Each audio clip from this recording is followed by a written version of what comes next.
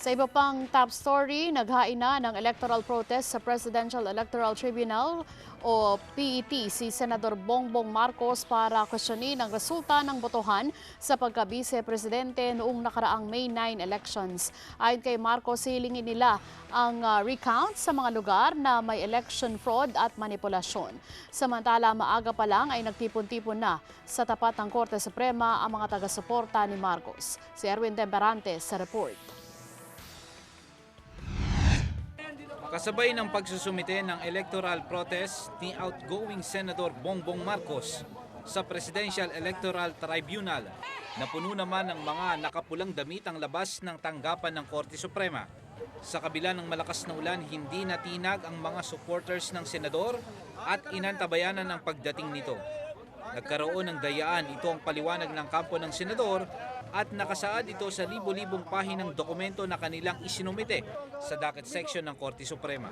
Isa sa kanilang tinutuligsa ang pagkakaroon ng dayaan sa 27 probinsya at syudad sa bansa. Ang probinsya naman ng Lanao del Sur, Maguindanao at Basilan nagkaroon ng pre-shaded ballots anya. Nais nilang ipawalang bisa ang mismong naganap na eleksyon dito. Madami kami mga witnesses at madami kami mga nag-volunteer sa amin. Lumapit po sila sa amin at ni-reveal po nila yung information na yun. Mga IT at they are purely involved sa technical matters na alam yung mga pangyayari. Kasama sa mga inihaing protesta ng senador, ang pagkakabunyag ng port server ng Smartmatic at Comelec kung saan, ayon mismo sa kampo ng Marcos, ito ang naging daan para mamanipula ang pagpasok ng boto mula sa iba't ibang probinsya. May mga nagkusa umanong lumapit sa kanila, kabilang ang mga IT expert na alam ang kabuang pangyayari sa manipulasyon ng dagdag bawas ng boto noong nakaraang halalan. Meron po kaming 3 probinsya na hindi po kami nagpapabilang ng balota kung hindi nagpapabaliwala kami ng result sapagkat madami rin po kaming ebidensya, testimonial, documentary and such other evidence na nagpapatunay na sa mga probinsyang ito ay walang tunay na halalan sapagkat sa mga probinsyang ito nagkaroon po ng tinatawag na pre-shading ng mga balota.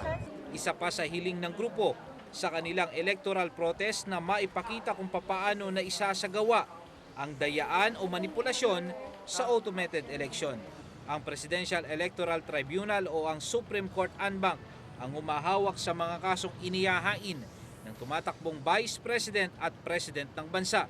Umaasa naman si Senator Bongbong Marcos na matapos mailahad ang kanilang ebidensya, mapapanagot ang responsable sa naging dayaan sa nakaraang halalan.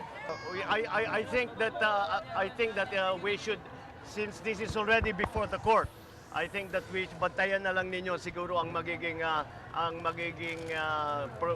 proceedings sa Korte Suprema para makita mailabas natin na maayos ang saysay at ang mga ebidensya na ipapakita namin sa mga justice. Para sa Eagle News, Erwin Temperante, I'm one with 25.